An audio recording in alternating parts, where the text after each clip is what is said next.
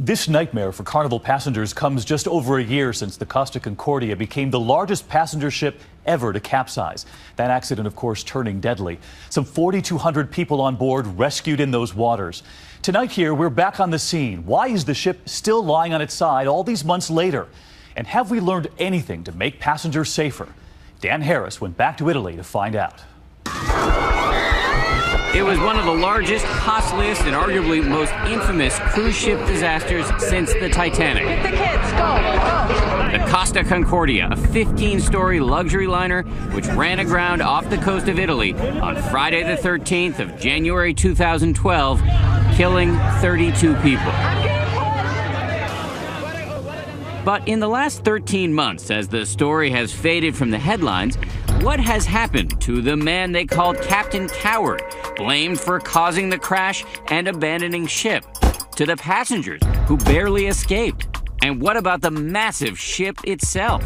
We took a journey to find out. On a ferry off the coast of Tuscany, an hour into our voyage, it came looming into sight. That is extraordinary.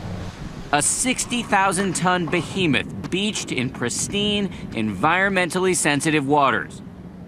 More than a year after the Costa Concordia went down, here it is. It's still here, surrounded by cranes and other vessels, which are involved in an extraordinary, expensive, risky, and unprecedented salvage operation.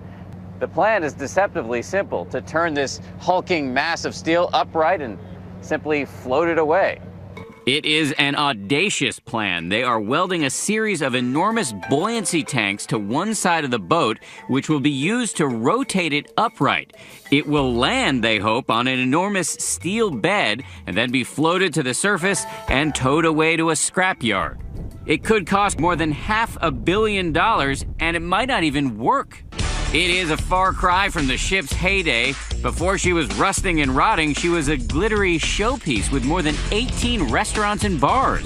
Her captain, a made-for-TV villain named Francesco Schettino, who favors dark suits, sunglasses, and slicked-back hair, and who, in the dark of night, 3 hours into a 10-day cruise, decided to attempt a risky maneuver, taking the ship off course to give a sail-by salute to honor a fellow captain who lived on the tiny island of Giglio.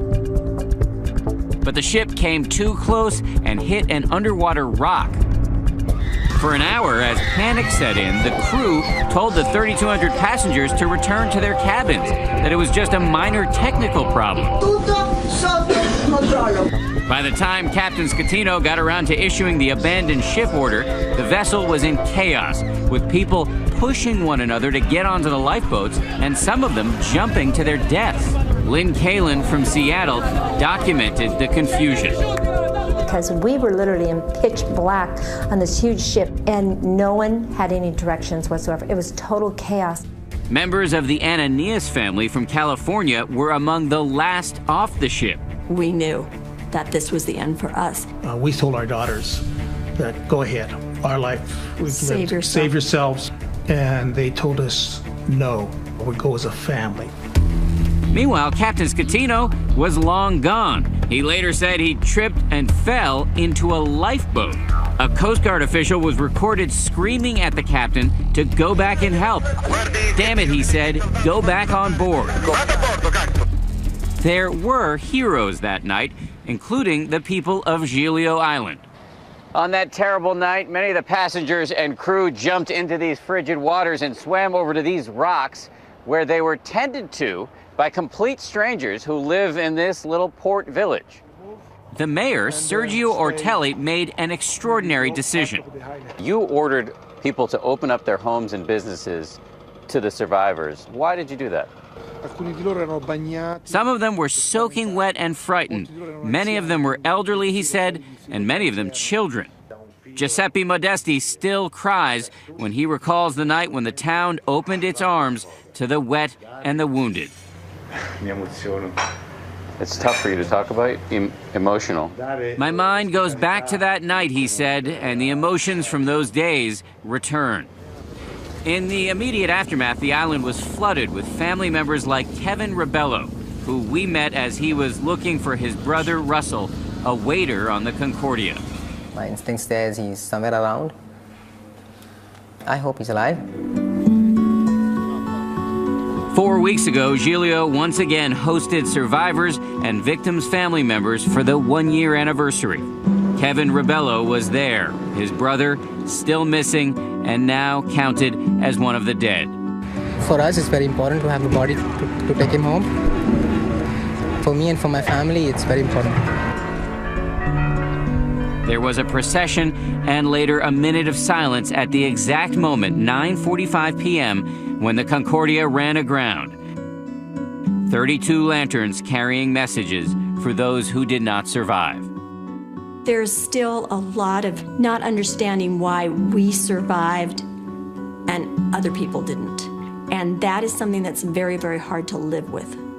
This week, we caught up again with Lynn Kalin, who captured those haunting images from the Costa Concordia.